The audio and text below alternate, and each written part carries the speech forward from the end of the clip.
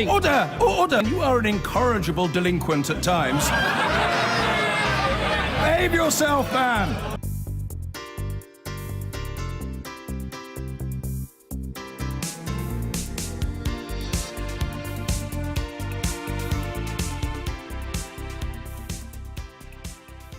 Now, even by the standards of Trump's Washington, the TV interview with the former director of the FBI was pretty startling.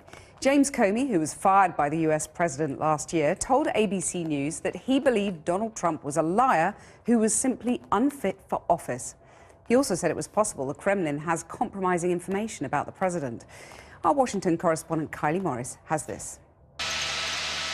It's nearly a year since James Comey, then FBI boss, discovered from the TV that President Trump had sacked him and flew back from West Coast to East drinking red wine from a paper cup and presumably imagining the moment he'd go on TV and set the record straight. And so it was that last night, James Comey finally had his say. Is Donald Trump unfit to be president? Yes. I think he's morally unfit to be president. White lives matter! White lives matter! A person who sees moral equivalence in Charlottesville, who talks about and treats women like they're pieces of meat, who lies constantly about matters big and small and insists the American people believe it, that person's not fit to be president of the United States. While James Comey reaches for the moral high ground in his exclusive interview with ABC News' George Stephanopoulos, he faced questions too over his 11th hour decision to revisit publicly the Hillary Clinton email investigation. Any reaction to the FBI investigation? Have you been in touch with the FBI, Secretary Clinton? As we reported at the time, just 10 days before the election, the Trump team was already under FBI investigation for possible collusion with Russia. But the director chose only to alert Congress to the Clinton investigation, a decision regarded by her as one which cost her the election. Why in the world the FBI would decide to jump into an election with no evidence of any wrongdoing with just days to go? Your critics say this is a clear double standard. You revealed information about Hillary Clinton, you concealed information about Donald Trump. That elected Donald Trump. Take a step back and stare at the two cases and the posture they were in.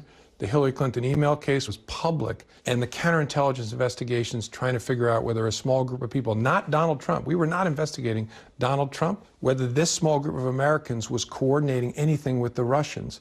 We had just started the investigation, didn't know whether we had anything, so it would have been brutally unfair to those people to talk about it, and it would have jeopardized the investigation. It's not just that Hillary Clinton has lost, but who she has lost to and how she... In the wake of the Trump victory, the former FBI director described walking around feeling sick to the stomach, but convinced he'd done the right thing. Oh, and there's Jim. Just days after the inauguration, he was invited to the White House. James Comey recalls how uncomfortable he felt walking across the room to meet the new president. I'm walking forward thinking I was determined there's not going to be a hug, because I'm not a master of television, but I knew that would be a real problem. Our arms are tense, and he gets just far enough that I get something worse than a hug. Unfortunately, the cameras are on the left side of my face, so the whole world saw him kiss me. He didn't kiss me. He said, "I really look forward to working with you." What do you think is going through his mind? I think it's about establishing dominance and making everyone part of the family. James Comey never played along. He refused to back down over the Russia investigation, and a furious President Trump fired him. What does he think now? Do you think the Russians have something on Donald Trump? I think it's possible. I don't know. These are more words I never thought I'd utter about a president of the United States, but it's possible. Perhaps James Comey's greatest legacy won't be a prime-time interview or a hardcover lecture on morality. His sacking prompted the appointment of special counsel Robert Mueller, whose investigation into collusion and possible obstruction of justice circles ever closer to the White House still.